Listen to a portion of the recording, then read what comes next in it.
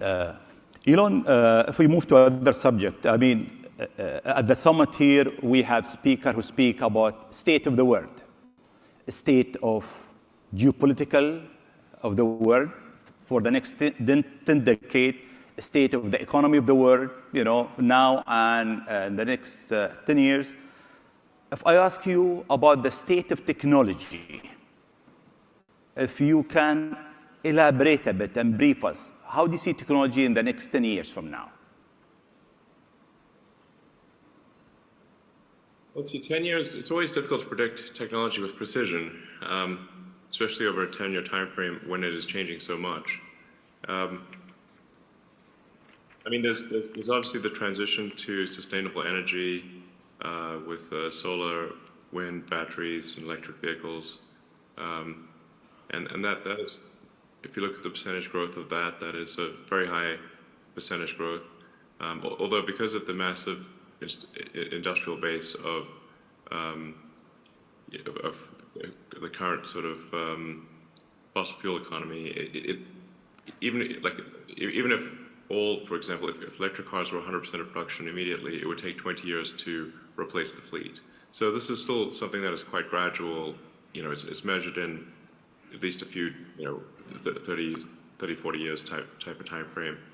On a more sort of near-term time frame, I think artificial intelligence is something we need to be quite concerned about and really be attentive to the safety of AI. You mentioned ChatGPT earlier. I played a significant role in the creation of OpenAI. Essentially, at the time, I was concerned that Google was not paying enough attention to AI safety, and so I, with a number of other people, created OpenAI. And although initially it was created as an open source nonprofit, and now it is closed source and for profit. I don't have any stake in OpenAI anymore, nor am I on the board, nor do I control it in any way. But the ChatGPT, I think, has illustrated to people just how advanced AI has become. Because the AI has been advanced for a while, it just didn't have a user interface that was accessible to most people. So what really ChatGPT has done is just put an accessible user interface on AI technology that has been present for a few years. And there are much more advanced versions of that are coming out. So I think we need to really be, I think we need to regulate AI safety, frankly, because if you think of any technology which is potentially a risk to people, like if it's aircraft or cars or medicine, we have regulatory bodies that oversee the public safety of cars and planes and medicine.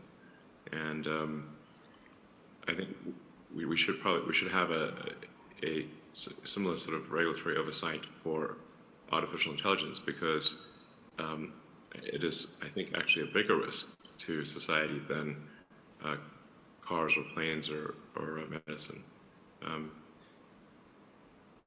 And this may slow down AI a little bit, but I think that might also be a good thing. The challenge here is that government regulatory authorities tend to be set up in reaction to something bad that happened.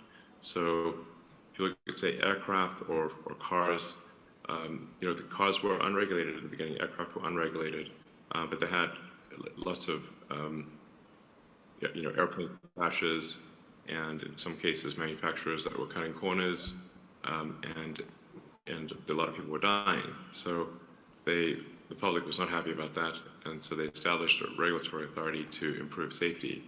And now commercial airliners are extremely safe.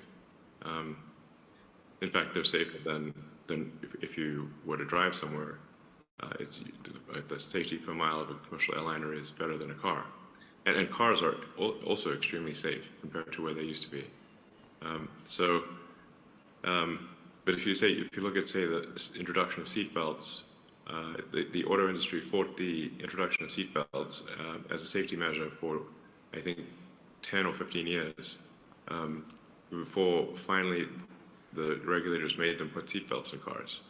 And that greatly improved the safety of cars. And that airbags were another big improvement in safety. So my concern is that with AI, if there's something bad, if something goes wrong, the reaction might be too slow from a regulatory standpoint.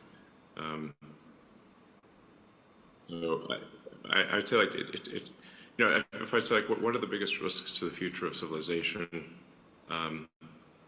There's AI, but AI is a double, it's both positive and negative. It has great promise, great capability, but it also, with that comes great danger.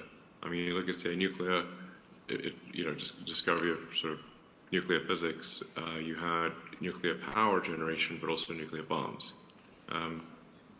So anyway, I think we should be quite concerned about it, and we should have some regulation of what is, if fundamentally, a risk to the public. Very great.